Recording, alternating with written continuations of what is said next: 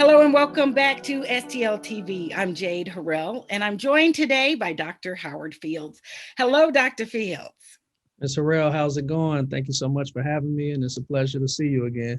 Absolutely, which is why I'm so thrilled. You all have been busy, Black males in education, having a lot of progress and response to the work you've been doing. Let's introduce Black Males in Education STL to our audience if they don't know already. So, Black Males in Education St. Louis is an organization comprised of majority of Black males in education. We are tasked with recruiting, supporting, developing, as well as mentoring of Black educators.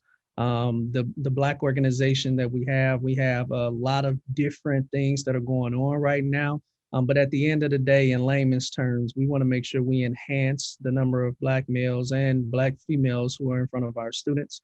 And we want to also, we are recruiting, supporting, developing, and mentoring, because once you have some in your organization, some fantastic educators, we want to make sure you can keep them. And the only way that's going to happen is if you are intentional with what you're doing.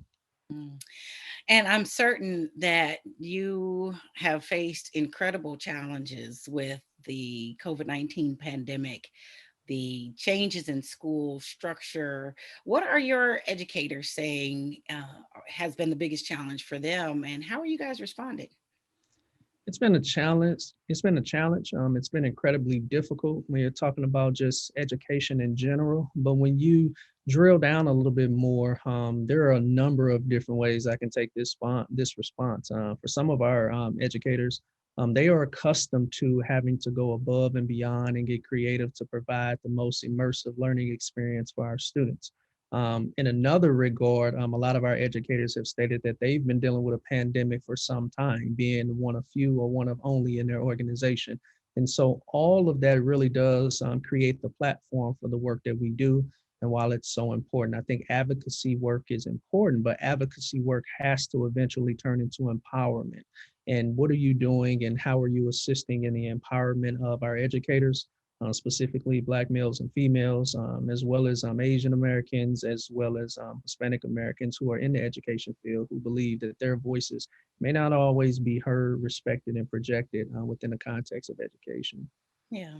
What do they say they need when you talk about the support? And I would wonder then, are you able to address the need of perspectives? Like, how are you recruiting? What is your lure to say, hey, this is a great lane, an opportunity for you to be in to make a difference. We know there are challenges, but hey, here's how we're addressing the needs, and here's how we understand what those needs are. You know what, Ms. Harrell, I think perspective is everything. We all have to impact whatever we can given our sphere of influence. And so we have various different levels of influence. And so for myself and my other co-founder, Dr. Daryl Diggs, what we do is use our platform to model some of the things that we're doing. And so we just released Voices Volume 2. Volume 1 was released in July. In Voices Volume 2, not only are we capitalizing on some of the success we saw with the first book, but in this regard, we have student voices involved. And so as we are modeling and having those conversations about what does it sound and look like, but what does it mean to be a Black educator, we are finding that that is something that's really galvanizing our community or our constituent base, but also it's an opportunity for some of our students to see a potential field of education as a desirable field. And so when you ask the question of what they need, what we need, I think affinity groups are big. I think an opportunity to engage with folks is big. I think we come from a lot of different perspectives. And so if you're in an environment where you're one of few or one of not many, there may be a situation where you need to make sure you're engaging with folks to help you process your thoughts, to help you process some of the things that you're thinking about. Because if not, what we are saying is that it will have an impact on how long you are able to be in this profession, and then what is the sustainability looking like? Because a lot of us can stay in the field, but if we're really not being our true authentic self or using our voice, then that's a whole entirely different issue, if you ask me. And would you say that is where the losses happen when you say we want to retain educators of color? We want to keep them in the classroom. Are we losing them because they have lost their voice? I believe so. I think that's a large part. There are a number of other contributing factors, but one of the things I always say is make sure you are you because no one can be you better than you.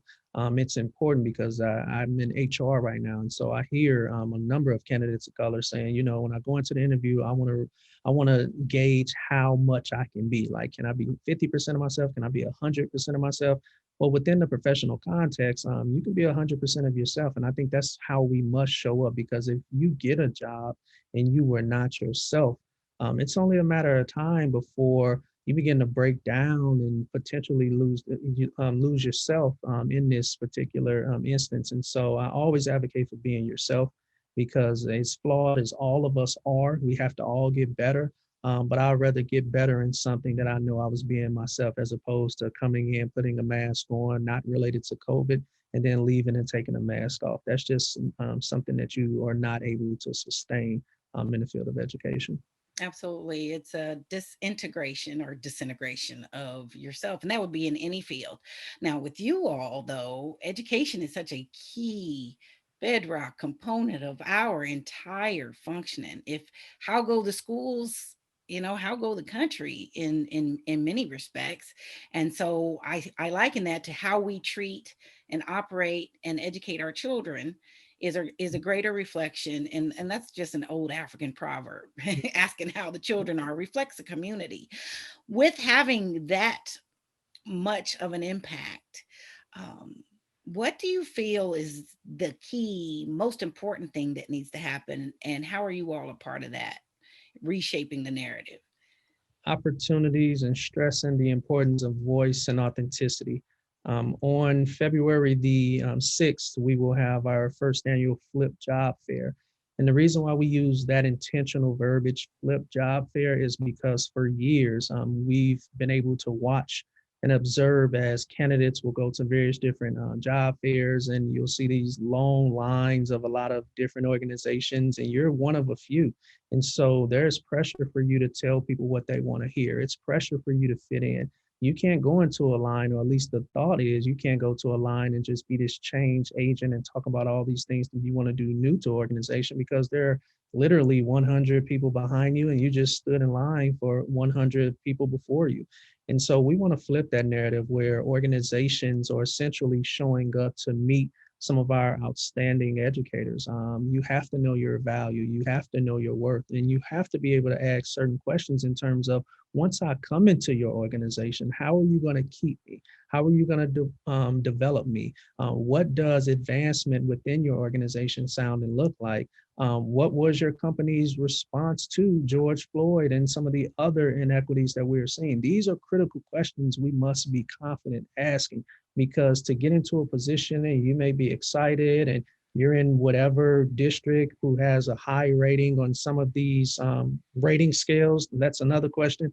But if you're not allowed to be yourself and if you're imploding inside, then that's going to be at the detriment of all kids because you will not be able to sustain yourself at that pace. And so we're leveraging our knowledge base in these nuanced situations. And we're also trying to create some platforms for us to really change the system one event at a time. That makes so much sense. And not only the impact in the classroom, however, but being able to ask those questions. And the point you made was confidently. Like, could I actually ask about what your response to George Floyd was? That should be a transparent response to any company. But to be able to ask that confidently would speak volumes for any place that you're going in. And I hear that you're helping our educators appreciate their value and what they really bring to the table. Applause. Yeah, the way that you keep people oppressed is sell them short on your value. If you don't know your value, most likely you're going to cash out at a lower price than what you believe you are worth. And so when you know your worth, you're less susceptible to falling in some of these organizational traps that unfortunately we have seen. Absolutely. And fortunately, we've got Dr. Dale and you to prove how it works and how to get beyond it. Dr. Fields, give me your invitation to the educators that you want to participate. Send out the all call, would you? Absolutely. Well, again, thank you so much for the opportunity, Ms. Harrell. I've been a fan of yours and been a fan of the work that you've been doing for some time. And so thank you for that. The Flip Job Fair is essentially that. It's not about which organization you go to. We want you to know your power. We want you to know your value, and we want you to be in front of students. But we all have to continue to grow. And when you are placed into these various different organizations, we want you to succeed. All of us have watched ESPN and we see the student athlete with the three or four different hats, and they have just been catered to, and they really look at how they're going to impact the organization or the team. Well, we have that same level of power and intrigue in what we bring to the table. And if you don't look at it like that, then come and let's have some conversations, because we want you to be your best for students. We're going to continue to talk about you knowing who you are. And so this is the first step in many. The Flip Job Fair will be on Saturday, February the 6th. It will start at 9 a.m. and it will go until approximately 10:30 a.m. If you can make it, that's great. It's virtual. You just go to flipjobfair.com. Again, that's flipjobfair.com. And if you cannot make it, but you still want to engage with us and have conversations about what does job development sound and look like, what does mentoring sound and look like, please reach out. You can email us at us@bmestl.com. That's us@bmestl.com. I can't thank you enough, Dr. Fields, for the work and you and your partner, Dr. Darren, are doing. So thank you both. And really want to encourage you right now. You've got our educators in a very key place, and change, I'm certain, can happen. So I am a fan of yours as well. And please keep me along for the journey. Absolutely. Thank you. My pleasure. Dr. Howard Fields, co founder of Black Males in Education, STL. Connect with them online and do not miss this Flip Job Fair for the opportunity that values you and may create some more for other people. Thank you again. Take care.